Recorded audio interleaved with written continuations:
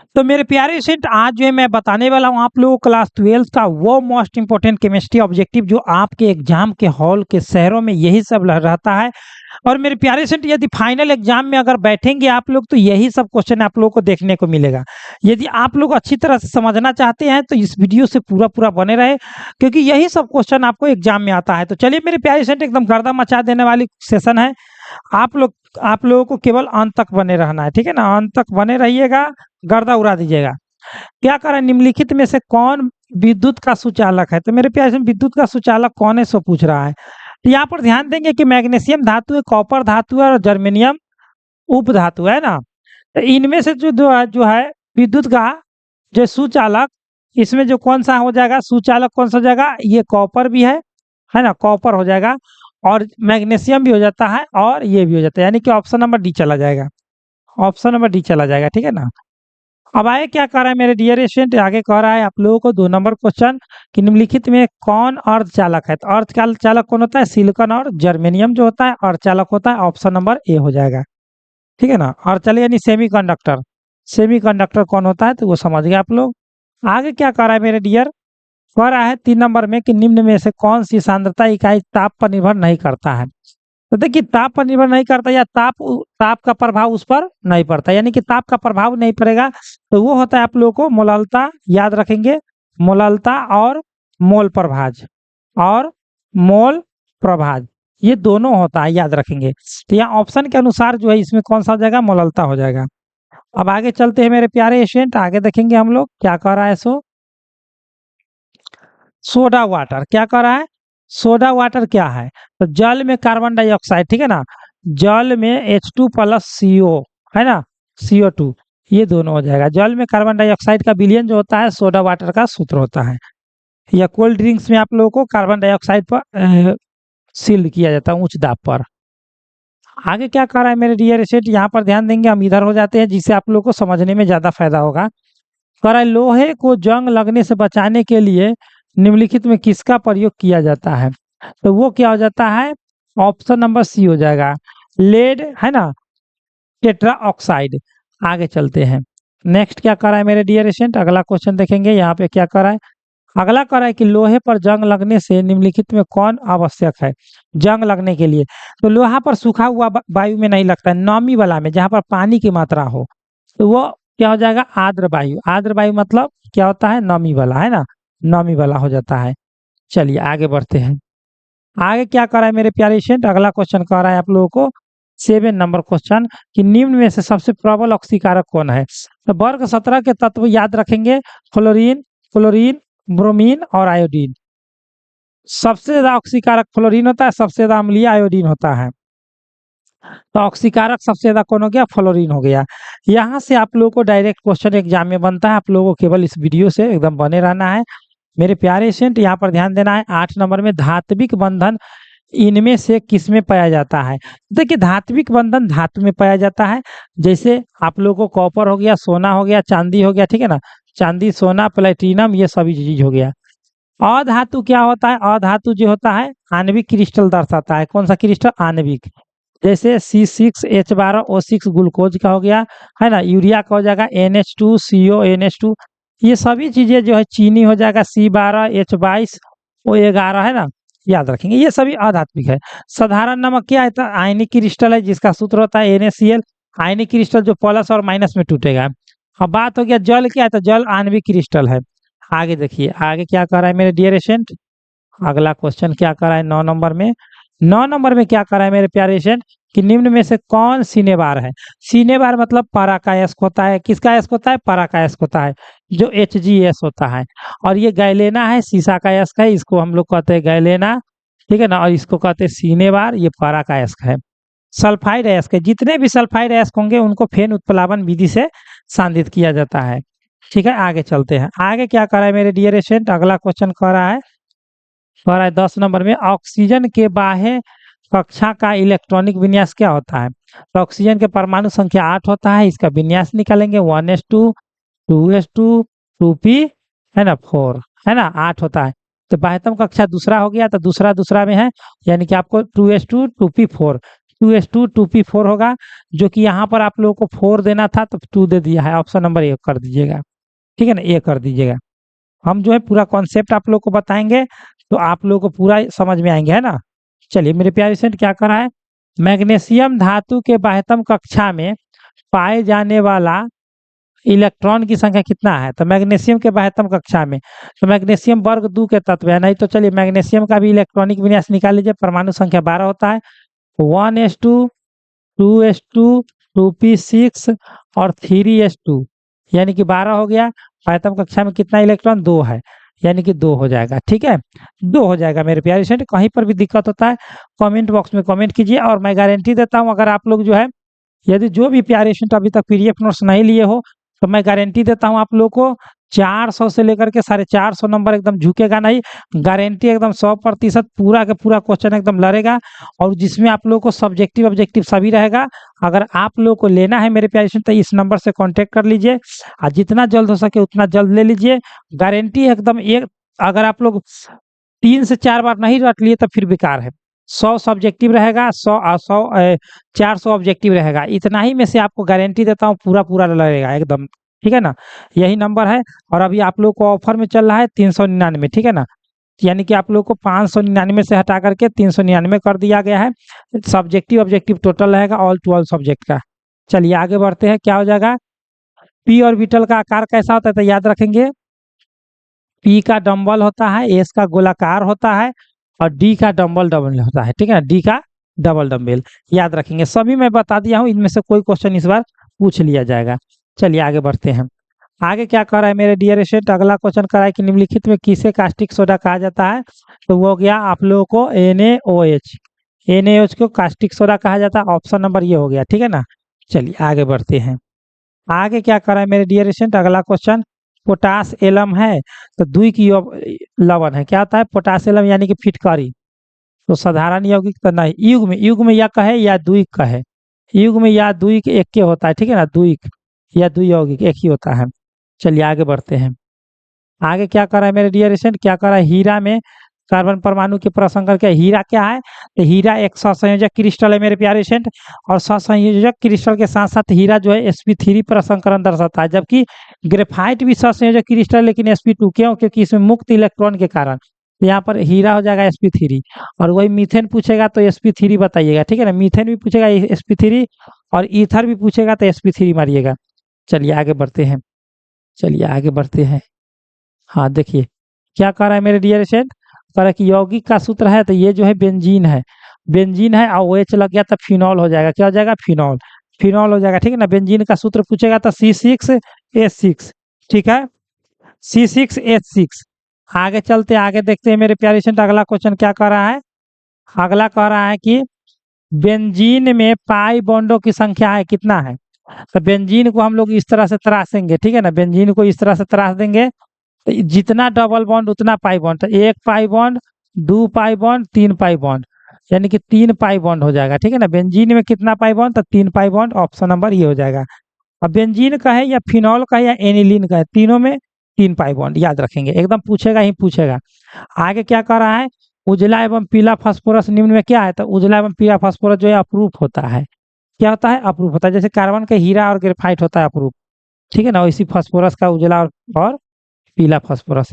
आगे क्या कह रहा है, निम्न में से कौन सा धातु पृथ्वी पर प्रचुर मात्रा में, तो धातु कहेगा तो एल्युमिनियम, तत्व कहेगा तो सिलिकॉन, याद रखेंगे, तो ऑप्शन नंबर ए चला जाएगा, ठीक है ना। आगे क्या कह रहा है मेरे डियर स्टूडेंट, फटाफट एकदम देखते चलेंगे, तेजी में देखते चलेंगे। क्या कर रहा है, फ्लोरीन क्लोरीन ब्रोमीन क्या है, तो अधातु है, जिसको हम लोग क्या कहते हैं, वर्ग 17 के तत्व हाइलोजन कहते हैं, ठीक है ना, हाइलोजन है यहाँ पे ऑप्शन, हाइलोजन कहते हैं, वर्ग 17 के तत्वों को हाइलोजन कहते हैं। चलिए आगे बढ़ते हैं, अभी थोड़ा देर पहले ही मैं बताया हूँ पूरा डिटेल। अब क्या करें, एथीन जो है बहुलीकृत होकर क्या बनाता है, तो पॉलीथीन बनाता है, क्या बनाता है, पॉलीथीन बनाता है, एथीन पॉलीथीन बनाता है बहुलीकृत होकर के। याद रखेंगे मेरे प्यारे स्टूडेंट, इसमें एक और बात पूछता है कि पॉलीथीन के एकलक या मोनोमर क्या होता है, तो एथीन होता है, याद रखेंगे, वही घुमा करके पूछेगा। 22 नंबर में क्या करा है, सोडियम बेंजोएट और सोडा लाइम के मिश्रण को गर्म करने पर क्या बनता है, तो सोडियम बेंजोएट और सोडा लाइम को अगर गर्म करेंगे तो बेंजीन बनता है, क्या बनता है, बेंजीन बनता है। याद रखें। बेंजीन का सूत्र क्या होता है C6H6, याद रखेंगे। आगे क्या करा है मेरे डियर स्टूडेंट, करा है कि जब फिनॉल को जस्ता चून, यानी कि फिनॉल हो गया C6H5OH, है ना, जस्ता चून के साथ गर्म कीजिएगा ना तो जिंक ऑक्साइड बन के बाहर निकल जाएगा, तो बचेगा C6H6, तो क्या बन गया बेंजीन। बेंजीन का सूत्र था C6H6, ऑप्शन नंबर ए हो जाएगा, ठीक है ना, ए हो जाएगा। चलते रहिए आगे, देखिए मेरे प्यारे स्टूडेंट 24 नंबर में क्या करा है, 24 में का निम्नलिखित में कौन एक अक्रिय गैस है। तो देखिए अक्रिय गैस कौन सा है, वर्ग 18 के तत्वों को अक्रिय गैस कहते हैं, है ना, अगर, कर, जीरो, रन, ये सभी के सभी अक्रिय गैस है और ये एक परमाणविक होता है। अक्रिय गैस क्या होता है, एक परमाणविक, तो नियॉन हो गया, option number B, option number B हो गया।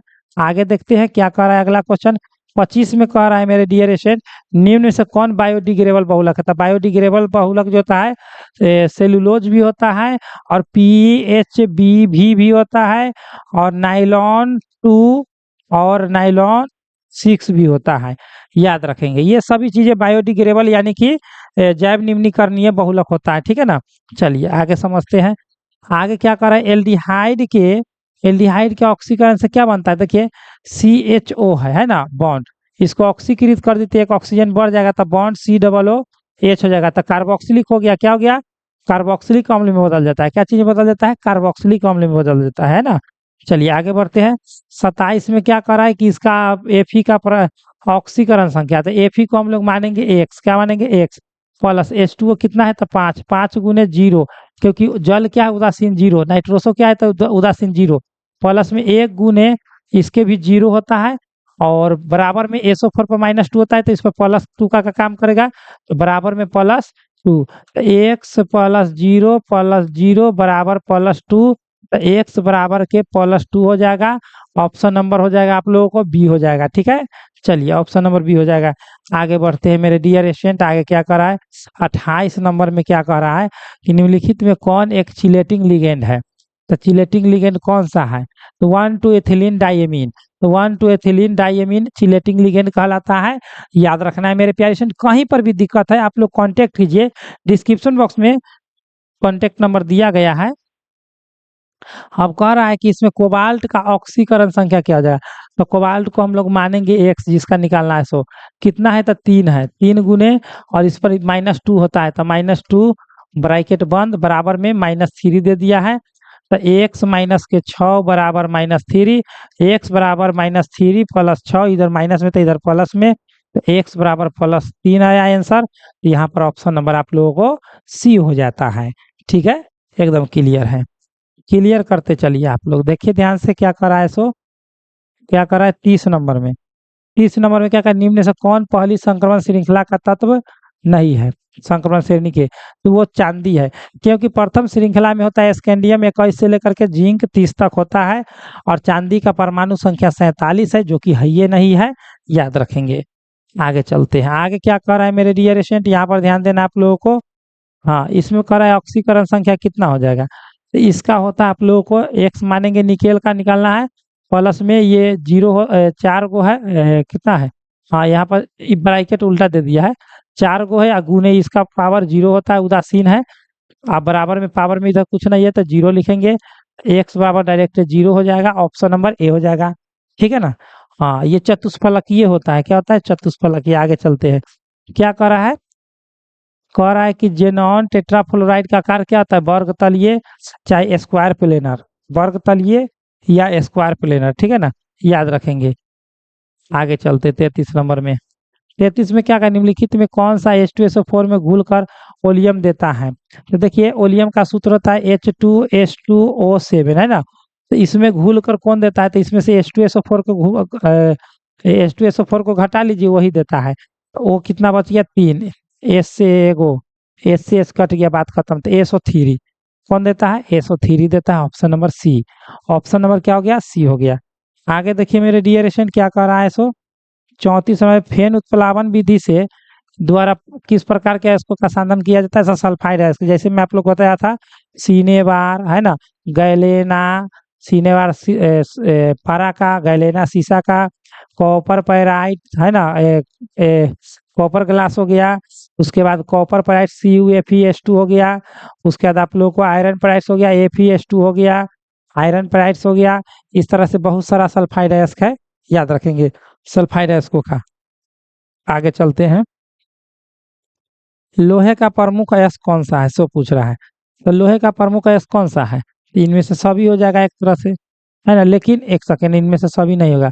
Fe2 है ना, Fe2O3 हेमेटाइट हो जाएगा, ऑप्शन नंबर सी हेमेटाइट हो जाएगा। ठीक है, हेमेट। आप लोग ये मत समझिएगा कि सर हमारे इधर नहीं घूम रहे, डायरेक्टर धराधर आपको समझ में दिक्कत होगा तब कमेंट कीजिएगा, ठीक है ना। हाँ, आपको मैं जो बता रहा हूँ उस पर फोकस कीजिए। क्या कर रहा है अगला क्वेश्चन? CHCOOH का IUPAC नेम क्या हो जाएगा? तो एक कार्बन है तो मेथेनोइक अम्ल हो जाएगा। क्या हो जाएगा? मेथेनोइक अम्ल। तो मिथानोइक अम्ल यहाँ पर हो जाएगा, ठीक है ना। वही कहेगा CH3COOH, तो इथेनोइक अम्ल हो जाएगा, ठीक है। हाँ, आगे चलते हैं। क्या कर रहा है? कीटोन। कीटोन का अपकरण इतना इतना से कराने पर क्या हो जाएगा? तो 2 डिग्री अल्कोहल बनेगा। क्या बनेगा? 2 डिग्री अल्कोहल। 2 डिग्री अल्कोहल यानी कि secondary alcohol, option number B हो जाएगा, ऑप्शन नंबर बी हो जाएगा। आगे चलते हैं। आगे क्या कर रहा है मेरे डियर स्टूडेंट? अगला कर रहा है कॉपर का मुख्य अयस्क कौन है? तो कॉपर पेराइट होता है, जिसका सूत्र होता है CuFeS2। पूछेगा कॉपर पेराइट में कितने धातु होते हैं? तो कॉपर और लोहा 2 होता है, याद रखेंगे, ठीक है। आगे देखिए अगला क्वेश्चन क्या कर रहा है मेरे डियर स्टूडेंट? इथेनॉल जल में घुलनशील है, क्योंकि यह जल के साथ क्या देता है? तो हाइड्रोजन बंधन देता है, क्योंकि इथेनॉल का सूत्र होता है CH3CH2 और OH, ठीक है ना। ये देता है हाइड्रोजन बंधन के कारण। आगे चलते हैं। 40 नंबर में क्या कह रहा है कि ये जो है दिया हुआ कीटोन है ना, इसका IUPAC name, 1 carbon 2 carbon 3 propanone हो जाएगा। क्या हो जाएगा? प्रोपेनॉन। यानी कीटोन का है तो प्रोपेनॉन हो जाएगा। तो प्रोपेनॉन, प्रोपेनॉन ऑप्शन ये हो जाएगा, ऑप्शन नंबर ये हो जाएगा, ए हो जाएगा, ठीक है। अगर आप लोग मेरे प्यारे स्टूडेंट अगर ऐसे ही ऑब्जेक्टिव देखना चाहते हैं तो व्हाट्सएप ग्रुप ज्वाइन कीजिए। साथ ही साथ आप लोग अपने दोस्तों में ज़्यादा से ज़्यादा शेयर कीजिए। बहुत ही इंपॉर्टेंट क्वेश्चन मैं कराया हूँ आज, डायरेक्ट एग्जाम के व्यू से पूरा पूरा क्वेश्चन था। अगर आप लोग PDF नोट्स लेना चाहते हैं तो आप लोग इस नंबर से कॉन्टेक्ट करें, 8229843352, ठीक है ना। जिसमें आप लोग को जो है हर सब्जेक्ट का 100 गो सब्जेक्टिव रहेगा और 400 प्लस ऑब्जेक्टिव रहेगा। गारंटी एकदम 100% कि आपको पूरा में पूरा जितना क्वेश्चन बनाना है उतना क्वेश्चन बाहर नहीं जाएगा, उतना क्वेश्चन 100% आता ही आता है। अगर आप लोग चाहते हैं कि 400 से लेकर के 450 नंबर लाना, तो आप लोग जल्दी से कांटेक्ट करें। अब ये ऑफर में चल रहा है मात्र 399 में। जितना जल्द हो सके उतना जल्द कांटेक्ट करके पूरा पूरा क्वेश्चन आंसर ले लीजिए। अभी से रटिएगा तो 3 से 4 बार रिवाइज हो जाएगा, एग्जाम में गर्दा मचा दीजिएगा, ठीक है ना। तो व्हाट्सअप ग्रुप का नंबर दिया गया है, वह व्हाट्सअप ग्रुप दे दिया गया आप लोगों को नीचे डिस्क्रिप्शन बॉक्स में, उसका लिंक आप लोग उसको फॉलो कर लीजिए, जिससे आप लोगों को हमेशा इन्फॉर्मेशन मिलते रहेगा। तो चलिए मेरे प्यारे स्टूडेंट, अच्छा लगा हो तो एक लाइक करें, दोस्तों में शेयर करें। पढ़ते रहिए, हंसते रहिए, मुस्कुराते रहिए। तो इतना ही पे, बेस्ट ऑफ लक। जय हिंद, जय भारत।